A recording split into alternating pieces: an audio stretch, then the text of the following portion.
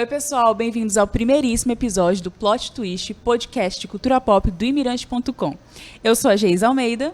E eu sou a Aninha Cascais, estou aqui junto com a Geisa nesse podcast que a gente vai falar muito sobre cultura pop, entretenimento, mas hoje, para iniciar esse programa, nós vamos falar sobre um gênero que tem crescido cada vez mais, não só aqui no Brasil, mas também no mundo todo, que é o True Crime. E para falar sobre esse assunto, entender o porquê que esse gênero tem sido tão bem acompanhado, a gente está recebendo hoje o sociólogo Rafael Carlos. Seja muito bem-vindo, Rafael. Muito obrigado pelo convite, Geisa. Muito obrigado, Anny. É um prazer estar aqui, né, na primeiríssima... Estreando, junto com a gente. No piloto do Plot Twist. Espero que seja um podcast, um videocast, né, de muito sucesso, né? Muito prazer, muito honrado, na verdade, estar começando com vocês essa caminhada. Ah, que bom. Tá. E para quem não conhece esse termo True Crime, ele significa crime real. E como o próprio nome já diz, o objetivo dele é retratar casos verdadeiros, principalmente aqueles assassinatos chocantes de serial killers. E a gente que vem da imprensa, que está aqui mexendo com a informação, a gente sabe o quanto informações desse tipo de assassinatos, de crimes hediondos, desperta a atenção das pessoas, né? Delas quererem acompanhar, saber o que motivou, saber o histórico, não só das vítimas, mas principalmente dos assassinos. A maioria dos casos que a gente vê são de assassinatos, né? Tem uma pesquisa que diz que cerca de 40% de todas essas produções são de assassinatos. Então, a gente queria saber, Rafael, por que as pessoas se fascinam tanto por esse tema. Tem alguma explicação para isso? Olha, tem algumas explicações possíveis para isso, né? Não existe uma explicação definitiva, mas se a gente procurar ali na literatura sociológica, por exemplo, a gente vai encontrar autores que dizem que a natureza humana é uma natureza que é muito voltada a essa questão da violência, né?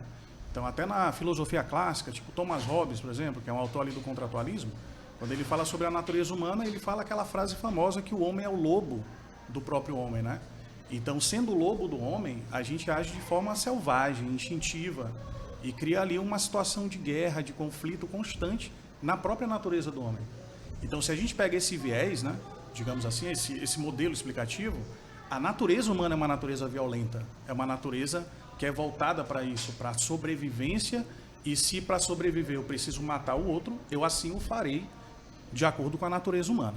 É claro que existem outras visões sobre a natureza do homem, a gente está pegando um viés, né? Um recorte. Um recorte, digamos assim, que é esse recorte que a gente chama de recorte hobbesiano, que é baseado na teoria do Thomas Hobbes, pensador inglês ali do século XVII, que a natureza humana é marcada por isso, pela violência. Então, se a gente parte desse pressuposto, a violência existe na natureza humana. Só que a partir do momento que a gente vai vivendo em sociedade, a gente vai regulamentando o comportamento. E essa regulamentação do comportamento, que possibilita o convívio, que possibilita, como eu brinco, que a gente se suporte uns aos outros, né? Porque senão seria insuportável viver em sociedade. Se a gente fizesse só a nossa vontade, só aquilo que a gente quisesse, a gente não conseguiria se tolerar, se suportar. Então, as regras, as leis, por exemplo, elas existem para que seja possível a vida em sociedade. E esse convívio ele vai tolhendo essa natureza humana, que é uma natureza violenta. Por isso que o crime passa a ser punido, né? Que a violência contra a pessoa, contra a vida, contra o patrimônio, a propriedade, vão estabelecendo ali uma normatização da conduta, né? E essa conduta normatizada é o que possibilita que a gente viva em sociedade. Mas a gente não esquece a nossa natureza. Porque mesmo que a gente tenha que se adequar à vida civilizada, vamos dizer assim, né? A vida em sociedade, a natureza está lá, o instinto do ser humano está lá. E esse instinto tem a violência nele, né? Então, por isso que, sendo proibido, parece que o fascínio se torna ainda maior. Então, como se proíbe falar sobre violência, se proíbe falar sobre o crime, ou se vê isso como algo proibitivo dentro das leis, da normatização da vida coletiva, quando isso acontece e está exposto para nós, isso desperta a curiosidade, né? Então, por isso que uma situação do cotidiano, você está passando aqui e vindo para o trabalho, e aí de repente acontece ali um assassinato, um crime, e está parado. Os carros passam mais lento, porque a pessoa ela tem curiosidade de olhar o corpo estendido no chão. A gente passa mais devagar, mas a gente usa o argumento, não, é para eu levar pro pessoal da redação lá, entendeu? A informação em primeira mão. É o factual, é o factual. Mas isso é verdade mesmo. Vocês têm essa desculpa, né? Essa desculpa a gente tem. Cara, mas isso é muito verdade. São coisas que a gente olha no cotidiano, né? Às vezes não é nem uma situação tão grave, mas o simples fato de estar acontecendo alguma coisa ali, o pessoal quer entender o que foi, quer saber, quer olhar, é um instinto natural, já né? desperta a atenção, né? Então, como eu estava falando, a violência ela é instintiva também. E ela faz parte das relações sociais, mesmo que ela tenha, digamos, ali nela uma ideia de proibição, uma ideia de punição, de sanção legal, né? Mas mesmo assim, como faz parte da natureza do homem, né, a gente acaba despertando essa curiosidade para assuntos relacionados a isso, a violência, a criminalidade, etc. Daí eu acredito que por essa visão sobre a natureza do homem, a gente consiga chegar numa explicação plausível para essa curiosidade, né? Para esse despertar para filmes, para livros, para material e produção em geral sobre o assunto, né? Sempre são livros que vendem bem. Os livros da Ilana Cassoi sobre crimes reais sempre estão ali na lista dos 10 mais vendidos quando lança, né? Os filmes, a gente comentava ainda há pouco antes de começar, que vários filmes aí nessa última década foram lançados com esse objetivo, com essa finalidade de retratar situações reais, crimes reais. Então a gente falou do Ted Bundy, por exemplo, né? E essa curiosidade não é de agora, né? Isso. Tem aquele programa Linha Direta, que todo mundo se interessava. Exatamente. Até mesmo lá em 1888, nos jornais britânicos, a questão do Jack Estripador. Então aquilo já chamava Tanto muito é que agora vai atenção. voltar na linha direta em Vai voltar, 2023. inclusive. Vai voltar. Sim, com Pedro Com Bial. Pedro Bial. Inclusive. Então essa curiosidade não é de agora, é uma coisa que já é intrínseca da natureza humana, como tu já disse, né? Exatamente. E como eu falei, a questão da proibição, ela desperta também, ela potencializa a curiosidade. Tudo que é tabu, socialmente falando, a partir do momento que você consegue ter acesso, parece que aquilo ali é algo que, digamos, nossa, eu estou tendo acesso a esse material, entendeu? Não é uma coisa que todas as pessoas irão ter. É claro que com a indústria cultural, que é a época que a gente vive, desde o século XX principalmente, com o avanço da televisão, do cinema, etc., essa novidade, essa exclusividade, ela não é mais tão exclusiva assim. Vai se tornando mais acessível, né? Exatamente, vai democratizando o acesso, né? Mas mesmo assim, como é um tema que é um tabu, de certa forma, então desperta, né? Nossa, eu vou querer assistir, parece que é proibido ali. Você está fazendo uma coisa, né? Tem uma Vou adrenalina escutar baixinho, diferente. É verdade. Vou colocar o volume mais baixo aqui para o pessoal não ver. Então tem essa ideia da adrenalina, né? De uma coisa ser proibida e você ter acesso ali e despertar ainda mais a tua curiosidade, que já é uma coisa natural. Já é algo mesmo do nosso instinto, da nossa natureza, da nossa essência, digamos assim. Exatamente. Ultimamente, a série Dahmer, o canibal americano, tem causado controvérsias nas redes sociais e até mesmo entre os familiares das vítimas. Rafael, tu considera que esse tipo de produção que retrata casos tão cruéis acabam por dar uma visibilidade mórbida ao assassino ou até mesmo romantizar esse aspecto dele? É possível, né? É possível que para algumas pessoas esse tipo de material, o tipo de conteúdo, ele desperte uma inspiração. Porque, queira ou não, se você prestar atenção, o assassino, o serial killer, o criminoso, ele fica reconhecido. E muitas vezes a pessoa está em busca desse reconhecimento. Ela sente que ela não é tão importante ali naquela comunidade, naquele meio social, e que se ela fizer aquilo, de certa forma ela vai aparecer no jornal, ela vai aparecer na televisão, vai ter um seriado sobre ela, quem sabe, um filme, né? E ela acaba sendo impulsionada por essa visibilidade. Por Né? essa visibilidade, entendeu? Então, eu acredito que não para todas as pessoas. O ser humano é muito complexo para a gente afirmar que alguma coisa desperte um comportamento universal em nós. Mas, certamente, para um grupo de pessoas que tem essa finalidade de exposição, de aparecer na mídia, uma das formas de fazer isso é através do crime, da violência, né? Então, é possível que isso sirva de inspiração para determinada parcela da população. Eu vou falar por mim agora. Vou falar como CPF, não CNPJ. Eu gosto de assistir esse tipo de conteúdo por uma questão de curiosidade de investigação. De como é que a polícia, como é que o investigador chegou ali naquela conclusão que era aquela pessoa. Inclusive, um dos filmes mais legais que eu já assisti sobre o assunto é um filme inconclusivo, chamado Zodíaco. Ah, o Assassino do O Zodíaco. Assassino do Zodíaco. Clássico. Clássico, né? E nunca conseguiram, de fato, prender a pessoa. Que provavelmente já morreu, porque faz um tempo já, né? Dessa série de assassinatos nos Estados Unidos, né? Sim. Então, eu adoro esse filme exatamente pela linha de investigação, porque parece que tu vai chegando ali na conclusão e na hora tem algum detalhe que não é definitivo para prender aquela pessoa, entendeu? Inclusive, esse assassino ele buscava muita visibilidade, né? Ele mandava as Exatamente. cartas para a imprensa para aparecer, mas ele nunca revelou quem ele era, né? Então ele buscou essa Tem esse visibilidade paradoxo, realmente. né? Existe esse paradoxo no Sim. Assassino do Zodíaco. Ele quer a visibilidade, mas ao mesmo tempo Mas ele não quer, Ele não quer aparecer, expor. entendeu? Exatamente. Então é isso, como a gente estava falando. É certo que para um segmento da população que busca essa visibilidade, esse engajamento da sua própria imagem a todo custo, e a gente vive numa época onde a imagem, a autoimagem, ela é fundamental. Tá aí as redes sociais, tá aí essa cultura das selfies, né? De você encontrar uma pessoa e ter que registrar que você encontrou e marcar a localização. Então, essa exposição midiática, né, dessa nova não, porque já está há algum tempo já, né? Sim. Mas essa cultura que a gente está inserido, pelo menos desde o final ali do século passado, ela também ajuda a isso, né? Então, é por isso que a gente tem que ter um certo cuidado com esse tipo de conteúdo, né? Porque a gente tem que saber que tem pessoas que vão tomar aquilo como inspiração. A gente comentava ainda há pouco, antes de começar, conversando em geral sobre filmes e séries. A série CSI, Criminal Minds, né? São séries ali da década de 90. E muita gente cresceu assistindo, exatamente, né? Passávamos Essa na geração Record, agora. não era? Uhum. Exatamente. Então, Criminal Minds, CSI, todas as outras variações do CSI, né?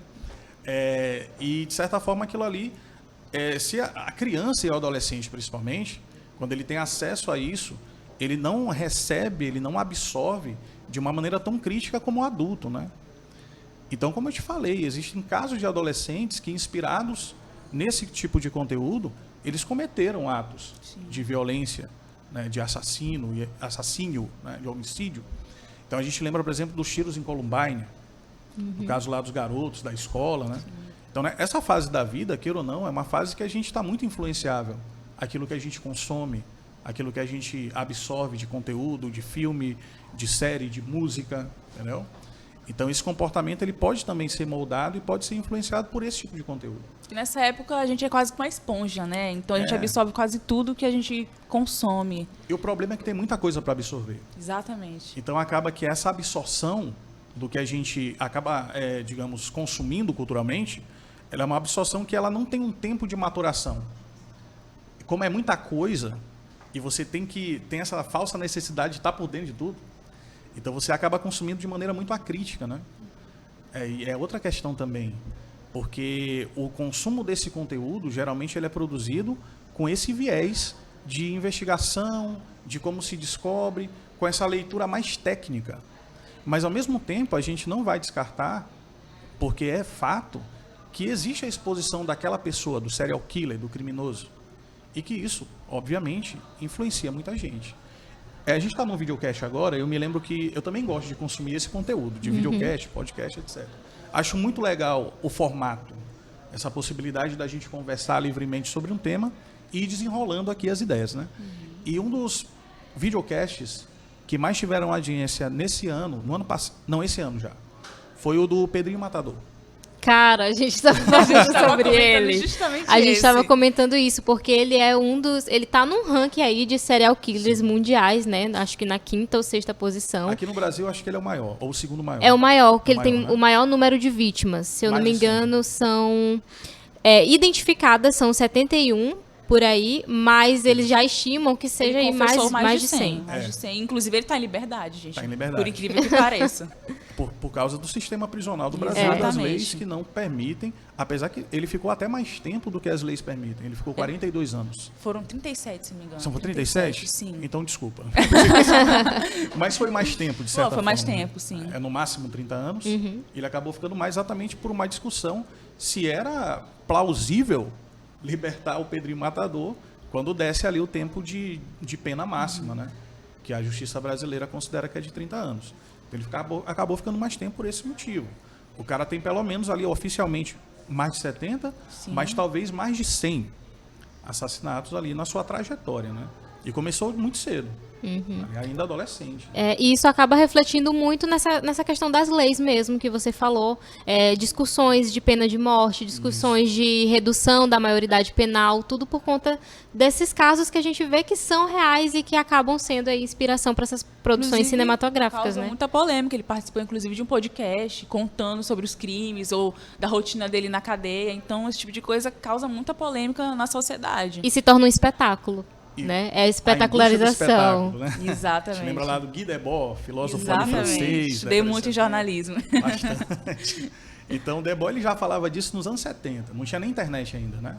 Sim. A internet ela vai se popularizar mesmo com uso residencial a partir dos anos 80, 90.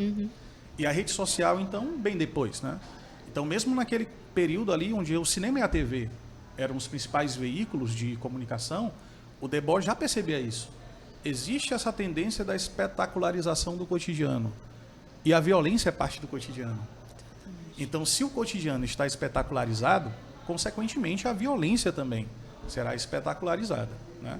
Por isso, essa quantidade de produção cultural voltada a esse assunto, né, que a gente está discutindo, é a pauta desse nosso primeiro encontro aqui, do primeiro plot twist. Né? Plot twist. Então, é só para amarrar a discussão sobre a pergunta que você me fez, da questão de que se esse conteúdo pode ou não acabar influenciando ele. Sim, a resposta definitivamente é sim. Ele tem essa potencialidade. Essa espetacularização, ela influencia, ela manipula, né? Ela faz com que pessoas sigam esse caminho exatamente em prol desse engajamento a todo custo da sua própria imagem. Então, é sim possível. Definitivamente, a resposta é sim. Medo, né? Mas, assim, a gente falava sobre a questão da acessibilidade. Hoje em dia está muito mais fácil as pessoas terem acesso a esse tipo de conteúdo. E, apesar de ter partido de um gênero literário, hoje nós não vemos só livros, como a gente tem discutido aqui. Existem filmes, documentários e até podcast. Um podcast também que teve muita relevância esse ano foi A Mulher da Casa Abandonada, que falava não sobre um crime ali de assassinato, mas sobre racismo. E aí é outro ponto que a gente vê. E também trabalho escravo. E aí é outro ponto que a gente vê, apesar da maioria, né, da quantidade ali principal ser de casos de assassinato, a gente tem outras coisas que estão sendo discutidas hoje em dia, como o racismo, esse trabalho escravo, ganhando também espaço na mídia, ganhando também essa projeção, porque também são casos que chocam, né? Uma pessoa mantida em cárcere privado por anos, a vida toda, que não sabia a data de nascimento dela, que sofria racismo, sofria, né, várias agressões físicas, verbais, também choca. E por ser algo que está mais próximo da nossa realidade, algo que a gente encontra e tem sido muito discutido, pode gerar algumas reflexões para as pessoas que acompanham, do tipo, eu estou vendo o que essa mulher fez, mas será que eu seria capaz de fazer? Será que eu cometeria isso? E se fosse com alguém da minha família? O que isso pode despertar nas pessoas que consomem esse tipo de conteúdo? É uma ótima pergunta, inclusive. Então, não somente a violência no sentido do homicídio, do assassinato, mas o racismo também é uma forma de violência, né? Qualquer tipo de preconceito ou discriminação também são formas de violência. Então, a partir do momento que isso ganha exposição na mídia, seja no podcast, na televisão, no cinema, isso gera uma discussão social. E eu acredito que gerar o debate já é um mérito importante. Mesmo se você tenha opiniões que sejam discordantes, mas o fato das pessoas estarem falando sobre o assunto já é algo importante para suscitar a discussão. Então, a gente nunca vai considerar que uma coisa seja um problema se a gente não discutir aquilo como um problema. É a questão, por exemplo, de que durante muitas décadas o racismo no Brasil foi uma coisa negada, inclusive por intelectuais, inclusive da sociologia. Então, se a gente pega ali os teóricos da década de 30, Gilberto Freire, por exemplo, Casagrande Senzala, que é um livro que eu acho que todo mundo que fez faculdade ali já ouviu falar. Já. Fala dessas relações étnico-raciais, sobretudo no período colonial, e que houve uma aproximação, segundo ele, maior entre esse universo branco, né, da Casa Grande, e o da Senzala, que são dos negros que eram escravizados. Isso, na visão dele, gerou uma relação de adocicamento, né, uma relação de proximidade, o que tornou a escravidão, na visão dele, mais branda do que ela poderia ter sido. Não que não houve violência, obviamente teve, né? Cerceamento de liberdade, violência física e etc. Mas ele acredita que houve um abrandamento dessas relações a partir de certo momento e que isso vai culminar na nossa sociedade, que é miscigenada racialmente e que é multicultural por causa dessa influência, né? Mas daí, tudo bem, aí é uma análise que faz sentido. Mas daí dizer que isso gerou uma sociedade onde há uma democracia racial, aí já é um pouco demais. É verdade. Já é extrapolar o argumento, né? Então, essa extrapolação de argumento, durante muito tempo, ela foi defendida como bandeira no Brasil.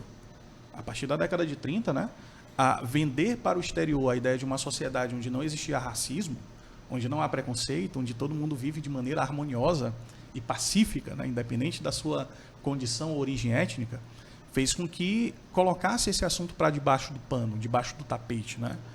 E aí, quando você não discute, isso não é um problema, porque não está sendo debatido. Então, as pessoas realmente acreditavam e ainda acreditam, algumas delas, que não existe racismo no Brasil. E isso é utópico, né? Obviamente, né? Um mito, no sentido de uma falsa narrativa, não é verdade. As relações sociais e raciais no Brasil, elas demonstram que há preconceito, sim. Entendeu? Então, o fato de que a maioria da população encarcerada no Brasil é uma maioria de jovens até 29 anos, negros, da periferia, com ensino fundamental incompleto, isso, obviamente, é uma desigualdade de relação social, racial, entendeu? Então, assim, não dá para negar que existe. Mas, a partir do momento que você nega, você esconde. E se não há discussão, não há como resolver. Porque se não há discussão, aquilo não é um problema, não é visto como um problema. Então, a partir do momento que materiais produzidos nesse sentido de suscitar essa discussão sobre o racismo, por exemplo, eles são produzidos e consumidos, o efeito ele é mais positivo que negativo. Um exemplo Exatamente. disso é aquela, acho que é um documentário, uma série da Netflix, Olhos que Condenam. Sim. Os jovens latinos e negros que foram condenados por um estupro que não cometeram, e o processo judicial durou anos até eles serem absolvidos. Então, levanta também essa discussão sobre o racismo nos Estados Unidos. Chama a atenção da população, né? Então, a gente vê aí 2 casos. Nos casos dos crimes, dos assassinatos, esse papel que acaba tendo de influenciar a algum ponto as pessoas, né? De inspirar, mas de outro também que é até de educar, de colocar no debate, de explicar o porquê que é errado, por que acontece. A gente vê não só o termo racismo, mas as produções tentando explicar que é racismo estrutural, por que acontece, por que ainda acontece, né? Explicar que é errado. Então, a gente tem esses 2 lados aí dessas produções, né? No momento de construção das produções, de investigação, o que você acha essencial, assim, para as pessoas que estão fazendo, para as pessoas que estão estudando, levarem em consideração na hora de passar isso para a população? Excelente. Deixa eu só voltar um tópico que tu levantou a bola aqui, tá? Que é essa questão dos 2 lados. Do lado que serve para educar, serve para suscitar o debate, que é um lado importante, e do lado que pode servir de influência negativa. Eu considero que qualquer tipo de produção cultural é neutra, independente do tema que você aborde. Se a gente fizer um podcast sobre pedofilia, por exemplo, que é um tema bastante polêmico e complexo, ou sobre aborto, ou qualquer coisa do tipo, existem os 2 lados. Existe o lado de educar, de suscitar o debate, e o lado de influenciar negativamente também. Mas eu acredito que isso, inicialmente, ele é construído com uma neutralidade. E aí, a partir do momento que a produção se desenrola, é que você dá um enviesamento, é que você dá um direcionamento, certo? E também a forma como você consome esse conteúdo. Também te dá um direcionamento de que lado você vai usufruir mais. Se o lado da educação ou se o lado da má influência, né? Então, a internet, as redes sociais, a televisão, a produção cinematográfica, eu acredito, isso é uma visão minha, que ela inicialmente seja construída a partir de uma temática, ela não tem um enviesamento, ela não tem um direcionamento. Mas a partir do momento que o produtor escolhe pautar a narrativa, o enredo de uma determinada forma, e você, quando consome, também consome a partir de um determinado olhar, isso vai gerar um dos 2 lados que você suscitou. E aí eu caio na tua pergunta, que é a questão da produção. Que tipo de cuidado, né, etc., se tem que ter na produção desse tipo de conteúdo. Aí vamos voltar então para a série, para o Dahmer, né? O que muito se reclama nessa série é a exposição, sobretudo das vítimas e, consequentemente, da família das vítimas, né? E a forma um tanto quanto sensacionalista que em alguns episódios ali se aborda essa temática. Assim também como em outras produções existe esse sensacionalismo. Inclusive, fazendo uma meia-culpa, no caso de vocês, a imprensa também, por muitas vezes, aborda esse tipo de conteúdo. O caso Eloá é um exemplo. Nossa, esse é o exemplo definitivo, né? De como a imprensa interferiu diretamente. É um exemplo do que não se deve fazer. Do que não se deve fazer. fazer. É um tutorial de Exatamente. como você não deve abordar um caso como aquele, entendeu? Então, houve uma influência óbvia e nítida de como a cobertura daquele caso acabou gerando aquela tragédia final. Então, eu acredito que tem que ter essa preocupação.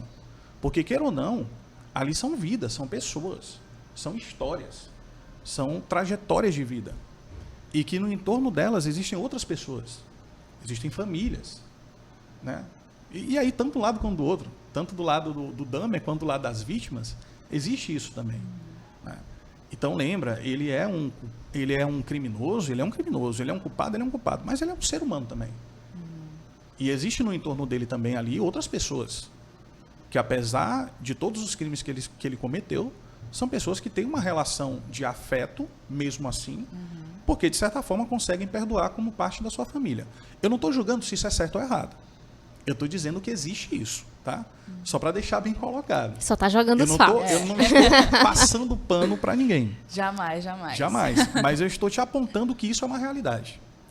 Então, com certeza, para as pessoas que são da família dele e que estão consumindo esse conteúdo na Netflix, existe uma emoção ali inserida. Entendeu? Obviamente, para as famílias da vítima, muito mais, acredito eu. Mas para dele também. Então, a gente tem que lembrar que no entorno disso tudo estão pessoas, estão seres humanos, que apesar das suas falhas, erros e contradições, continuam a ser seres humanos. E tem sentimentos. E tem sentimentos. Essa série vão ser serviu para provocados. humanizar mais o Dahmer, mostrar que tem todo um contexto por trás de todo aquele assassinato, da infância dele. Apesar de não justificar, é claro, mas está humanizando mais o assassino como não um objeto sensacionalista, mas como um ser humano também que cometeu erros gravíssimos, né? E que merece merece ser punido. A gente não está discutindo isso, né? Exatamente. Porque é sempre bom deixar claro.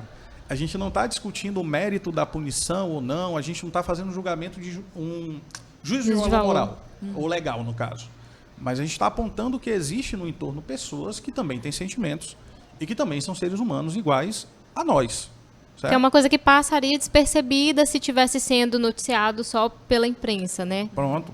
É um esse o exemplo ponto, que a né? gente pode dar. E uma outra produção que buscou meio que trabalhar esses dois lados foi o caso da Suzanne von Richthofen, né, que foram lançados 2 filmes simultaneamente, né, A Menina que Matou os Pais e O Menino que Matou os Meus Pais. Inclusive está disponível no Amazon Prime. Amazon Prime. Para mostrar isso, né? E o debate que surgiu aí nas redes sociais foi, cara, eu assisti o dela e eu acreditava que realmente ela era a culpada, mas aí eu fui assistir o dele e aí eu já fiquei confusa. Nesse ponto, como que você avalia essa estratégia que eles usaram de lançar os 2 filmes, mostrando ali os dois lados? Do ponto de vista mercadológico, sensacional. Absolutamente incrível, sucesso. né? Um sucesso. Tanto é que os números não mentem, né? Então, a quantidade de pessoas que assistiram os 2 filmes é muito grande. Até acho que maior do que se esperava. Mas a questão da guerra de narrativas, digamos assim, né? Da guerra de depoimentos. A gente tem que lembrar que esses filmes eles são baseados nos depoimentos reais que aconteceram 4 anos depois da prisão deles, né? Preventiva. Então, houve a prisão provisória ou preventiva e aí só depois de 4 anos houve o julgamento do caso e a condenação definitiva deles, né? Dos 3, na verdade. Porque Sim. tem também o irmão. O irmão. Né? O cunhado dela. Esqueci o nome dele. É o Daniel, o namorado, o irmão? Daniel, namorado. Eu não O lembro. irmão, não lembro o nome. O irmão dele. O coadjuvante. O coadjuvante de toda a história ali, né? Mas, e aí é interessante exatamente a questão do ponto de vista, né? Porque como você falou, quando você assiste um filme, você, não, realmente aqui eu acredito que tenha sido dessa forma. Aí você assiste outro filme, então, peraí, agora eu estou tendencioso ou tendenciosa a acreditar nessa outra versão. Bugamente. É para você ver como as coisas, o mesmo fato, ele pode ser contado a partir de perspectivas diferentes, né? Agora sim, como foi um filme feito com depoimento de 4 anos depois, existe uma influência dos advogados. Sim. Então, eu acredito que nenhuma das 2 narrativas é a verdade. Eu penso a mesma coisa. Exatamente. Existe uma matização ali, um direcionamento jurídico, né, dos próprios advogados das 2 partes. Uma interferência. Uma interferência. Até porque um depoimento que você colhe no calor do momento, no momento onde eles ainda eram namorados, e ainda existia um sentimento ali de paixão, meio moribundo e doentia, mas tudo bem, é uma paixão, é diferente de 4 anos depois, onde não existia mais o relacionamento entre eles, então aquela paixão já tinha cessado, e você tem ali advogados que, com certeza, orientaram o depoimento, tanto de um quanto de outro. Então, se você me perguntar, qual dos 2 você acredita mais? Eu vou te falar, nenhum dos 2. Porque acredito que os 2 tenham momentos que tenham sido realmente factuais, mas existe também momentos que são construídos dentro da narrativa para te levar à culpabilidade maior de um ou do outro, né? E aí é um mérito do ponto de vista cinematográfico, repetindo, é absolutamente incrível que ele tenha conseguido contar as 2 histórias e a gente tenha conseguido acreditar nas 2, assistindo os 2 filmes, mas pro mérito do que é justo, Eu acredito que mais atrapalha do que ajuda. Não tem como você chegar. Aquela questão que entra que o objetivo do gênero true crime nem sempre é chegar numa solução, mas mostrar a versão dos envolvidos. Um exemplo de casos que não tem solução é aquele Mistério Sem Solução da Netflix, inclusive, que mostra muitos casos que não tiveram uma solução, mas mesmo assim as pessoas têm o fascínio de, por exemplo, ser um investigador, eu tentar descobrir o que realmente aconteceu. Desperta a curiosidade. Tanto é que eu não sei vocês, mas quando eu assisto qualquer produção desse tipo, acaba o filme, acaba a série, eu vou lá pesquisar mais, porque a série sempre deixa pontos ali que você fica querendo saber mais. Então eu vou pesquisar sobre os personagens, vou pesquisar até que ponto eles seguiram realmente a história real, até que ponto eles colocaram ali um pouco de ficção, né, pra embalar aquela narrativa. Então desperta aquela curiosidade, não é uma coisa ali momentânea. Inclusive, esse filme da Suzane não mostra, tipo, o julgamento, não mostra o que aconteceu, só mostra a versão. Então a gente fica curioso e quer saber o que realmente aconteceu com eles dois, né? Eu sempre vou atrás, gente. Sempre vou, não. Eu acho que a maioria das pessoas tem essa atitude, né? Sim. De querer se aprofundar um pouco mais. Sobretudo quando gera essa coisa de uma inconclusibilidade. Exatamente. Né? E aí isso fica meio que, nossa, mas o que aconteceu, né? Aí eu vou pesquisar, vou ver aqui o julgamento, vou ver as notícias da época. E aí vai dos gostos de cada pessoa também, porque existem pessoas que adoram aquele filme, aquele romance que não te dá um final, né, decisivo. Um final em aberto. Quando deixa o final em aberto, aí eu fico incomodada. Eu também não gosto. Então, no caso de crime, eu sempre vou procurar o que realmente aconteceu, como é que tá essa história. O bom Então que é tem esse real ponto realmente também, tem o né? final, né? Exatamente. Melhor que ficção. Mas às vezes, assim, aí saindo um pouco do mérito do true crime e entrando no mérito da produção cinematográfica em geral, eu acredito que às vezes deixar o final aberto, que é o que tu não gosta, é melhor do que alguns finais que eu me lembro por aí, entendeu?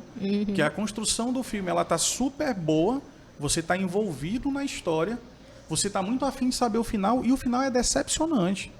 Eu vou te dar um exemplo. Vocês me permitem esse parênteses? Fica à vontade. Permitimos. Eu vou te dar um exemplo daquele filme Lucy. Já assistiu? Não. Eu Que é um já. filme que parte da premissa, que não é uma premissa verdadeira cientificamente, mas é uma coisa que durante muito tempo se acreditou. Que a gente usa no máximo 10% da capacidade cerebral. Isso aí não é verdade. Mas o filme parte dessa premissa. E a construção do filme é a personagem que vai conseguindo, a partir de um experimento, utilizar 15%. 20%, 30%. Eu Ou já olhei seja, alguns recortes desse vai filme passando mesmo. o filme e tu vai se envolvendo naquela história. E tu se pergunta, e quando chegar em 100%? O que ela vai conseguir fazer? Eu fiquei com muito ódio. Calma, vamos chegar lá. Spoilers. Eu fiquei com muito ódio. Vamos repassar nosso ódio para ela agora. Sobre a conclusão desse filme, né? Ai. E aí você fica o tempo todo. Então chega um momento que ela consegue, por exemplo, se teletransportar. Aí tu, nossa, com 70% ela Meu tá fazendo sonho, isso. pô. Imagina quando chegar em 100. Então tu vai ali se tomando Vai pelo te roteiro, instigando, vai te né? instigando. E tu vai meio que levantando da poltrona por quanto mais perto chega, né? Quando chega em 100%, sabe o que acontece? Eu não sei se eu quero saber, não. Tá, vai lá. Ela vira um pendrive. Sim. Não, gente. Aí eu te pergunto, não era melhor parar em 99 Exatamente. e deixar tu imaginar o que aconteceria? Realmente. Era melhor, não Eu era? passei uma semana falando, cara, ela virou um pendrive. Ela virou um pendrive. Esse é o final do filme. Nossa. Meu Deus. E aí o final matou o filme, né? É. Então às vezes é melhor deixar aberto, né? No caso dos filmes que abordam essa temática, o deixar aberto, ele pode ser proposital. O deixar aberto pra mim é eu inventar aqui o meu próprio final e acreditar que isso realmente aconteceu. Final feliz também. Mas a partir do momento que tu deixa em aberto, gera a atitude que você comentou ainda há pouco, de pesquisar sobre o assunto. De pesquisar as notícias, de pesquisar uma série de outras coisas. Teve uma época que eu estava, acho que por alguma coisa acadêmica, na época de faculdade, trabalhando alguma coisa voltada à sociologia criminal, algo do tipo. E eu a gente estuda muito sobre os casos mais famosos, Chico Picadinho, Bandido da Luz Vermelha, né? De como a investigação se deu, de como chegou até a resolução do crime, dos crimes. E aí despertou minha curiosidade de saber no Maranhão. No Maranhão tem um caso do Francisco das Chagas, que aqui no Maranhão é o serial killer que tem maior quantidade de vítimas, do Brasil também é um dos primeiros, são 42, né? Dos meninos emasculados, São José de Ibamar. E tem mais o primeiro serial killer, pelo menos da internet, que a gente encontra do Maranhão, é um cara do Coatrac. É o Lúcio Mauro Fabiano. Parece que são 7 vítimas, 7 ex-namoradas ou ex-ficantes. Sim. Então ele tem aquele, né? O critério é esse. O modus operandi O modus dele. operandi, né? mas não tem muito material, inclusive fotográfico ou videográfico, sobre ele. Mas aí é aquela coisa de você correr atrás. Fala assim, não, eu quero saber mais sobre isso aqui. Como assim ele é do Quatrack? Como assim existe? Eu não sei. Minha noiva é do Quatrack. Como assim? Eu quero saber também. Eu trabalho numa escola que é no Quatrack, então eu conheço um pouco daquela região. E aí tu vai querendo saber. Mas não é uma coisa que, nossa, entendeu? É uma questão de curiosidade mesmo. E eu acho que quanto mais pontos de identificação, maior é essa curiosidade, como você estava falando. Se tem um lugar em comum, Isso, se que tem... proximidade. Exatamente. Aí você, né, fica querendo saber mais. Vai que Verdade. esteja perto de você. Vai que foi numa rua que eu passei. Não é? É um lugar que você já passou, de certa forma, você tem ali uma memória afetiva ou algo do tipo relacionado àquele espaço. E aí tu saber que teve isso ali, tu quer saber qual era a casa que o cara morava, Com entendeu? certeza. Quer saber o que é hoje lá. E a gente vai despertando essa curiosidade, investigando e fuçando, né? Cada vez mais ali as fontes, etc. E nessa de pesquisar, eu descobri um Jornal do Brasil da década de 80 que relatava a prisão dele, a primeira prisão, né? Ele chamava de Maníaco do Quatrack, que era o apelido dele. E descobri também que ele morreu numa rebelião em Pedrinhas, já no começo dos anos 2000. E descobri que tem uma banda maranhense que fez uma música inspirada nos casos dele. Sério? Inclusive, talvez você até conheça. Essa questão da música eu uma não das sabia. pessoas Ah, que faz parte da banda. Que é do Quatrack. Que é do Quatrack, Quatrack, justamente. e que está aqui no teu convite. Trabalha por aqui. Trabalha por aqui. Entendeu? Então é isso. Aí você acaba descobrindo uma série de coisas. Tem uma banda também que acabou em 2019, chamada Slayer, que tem uma música dele de muito sucesso que é baseada também no serial killer, que é a Dead Skin Mask. A Máscara de Pele Morta, né? A tradução da... Nossa, o título da música ele já é... É pesado. Maravilhoso, hein? Que é nos casos relacionados ao Ed Gein, que é um serial killer também mais famoso lá dos Estados Unidos, que rendeu uma série de documentários e de filmes baseados na história dele. Por exemplo, o Massacre da Serra Elétrica. O assassino do filme é baseado no Ed Gein, né? Na história dele lá e tudo mais. Mas a tradução desse filme, se a gente prestar atenção, ela é muito sem noção, né? Porque o cara mata dentro da floresta, não tem como a serra ser elétrica dentro da floresta. Não é uma faz coisa que sentido, na hora faz ninguém sentido. para pensar. É, o massacre da motosserra seria o mais correto. Mas tudo É, bem, não né? faz sentido. Na hora da tradução ficou ali alguma coisa perdida no caminho. Mas enfim, é como eu estou te falando. E isso acaba... A cultura popular vai meio que abraçando, né? Esses Vai casos, normalizando vai também. normalizando, de certa forma. Mas, ao mesmo tempo, vai democratizando o acesso a esse conteúdo a quem tem interesse. Exatamente. E aí o interesse pode ser jornalístico, no caso de vocês, pode ser sociológico, no meu caso, porque a pesquisa que eu, na época, fiz foi por conta disso, né? De ter uma disciplina ali no curso que tratava dessas temáticas, entendeu? Mas, infelizmente, pode ser uma curiosidade mórbida também. Exatamente. Tem gente que consome como entretenimento. Como entretenimento, eu ia chegar nesse ponto. Exatamente. A gente vê, inclusive, memes no Twitter falando assim, ai, tá na hora de dormir. Só vou ver mais um crime aqui, um filme baseado em fatos Inclusive, reais, fizeram memes. pra dormir tranquilo. Vários memes com o Dahmer, aquela cena dele na televisão apontando uma faca. Então, virou um negócio muito mórbido, sensacionalista, muito esquisito, né? Que as pessoas conseguem brincar facilmente com isso. Mas o ser humano é estranho, né? O ser humano é muito complexo, entendeu? Então, esse estranhamento que a gente considera assim, para outra pessoa é a normalidade. É aquilo que, entendeu? Para ela tá tranquilo. Ela Até vê que ponto, né, gente? que ponto se chega, né? É verdade. Ela assistiu um filme de terror. Tem aquela um filme... questão moral, é certo ou não é certo? Um dilema, né? É um dilema Ou moral. um filme baseado num fato real de serial killer, por exemplo, e ter uma noite tranquila de sono. Tem outras pessoas que vão consumir aquilo e não vão conseguir dormir. Né? Qualquer barulhinho ali, a pessoa já vai se espantar e vai levantar, vai se assustar. Então, o ser humano é muito complexo para a gente definir ele como normal ou mórbido. Existem pessoas que têm esse lado mais mórbido, e aí, sinceramente, eu não vou conseguir te explicar o porquê disso, né? Por essa complexidade inerente ao ser humano, mas existem tendências ali, ou visões da psicologia comportamental, visões da própria sociologia, da filosofia, da natureza humana, que vão direcionar para um lado ou para outro, né? Eu comecei citando aqui, na primeira pergunta, o Thomas Hobbes, a ideia da natureza humana ser uma natureza instintiva, selvagem, do homem ser o lobo do homem. Mas tem o Rousseau, que é ali do século XVIII, que diz que o homem nasce bom. E a sociedade o corrompe. corrompe. Então, dependendo da linha de pensamento que você vai seguir, na filosofia, na psicologia, na sociologia, você chega em conclusões diferentes. Por isso que não dá para definir o ser humano. Eu acho que essa é a melhor definição de ser humano. Não dá para definir. Não dá pra definir. Somos ou não somos produtos do meio? Fica aí a reflexão para a vocês. reflexão para vocês. Aproveita e comenta, né? Exatamente. O que você concorda Exatamente. mais? De que lado você tá? De que lado você tá? Cara, Você é time Rousseau ou você é time Hobbes? Time Hobbes. Você acredita que é a sociedade que ajuda a corromper o homem ou é o homem que já tem uma natureza má? já nasce Exatamente. Comentem aí pra gente ler os comentários de vocês. Fazer uma enquetezinha. Fazer uma enquete no Instagram pra saber que tipo de internauta que o Mirante tem. Realmente. Conhecer o nosso público. É verdade. Cara, Rafael, foi um prazer discutir sobre esse assunto aqui com você. Pra finalizar, tem alguma produção que você deixa aí de indicação pro pessoal? Nossa, eu não tinha pensado nisso antes. Mas durante o podcast eu citei um filme que eu acho muito legal, que é o Zodíaco. Inclusive, tem 2 versões. Tem uma versão que acho que é dos anos 50, 60. E uma versão que é mais dos anos 90, mais recente. É, mais que recente. Foi pro cinema e tal. Não, acho que já é 2000 e pouco, Eu né? acho 2000 e pouco. 2000 alguma que coisa. Até com o Jake Gyllenhaal. É. Excelente. É, isso com o Jake. Eu acho que tem na Netflix essa. O Assassino do Zodíaco. O Jake Gyllenhaal, ele é fantástico. Ele é um ator. Maravilhoso. A Mary Gyllenhaal eu não acho tão legal, que é a irmã dele.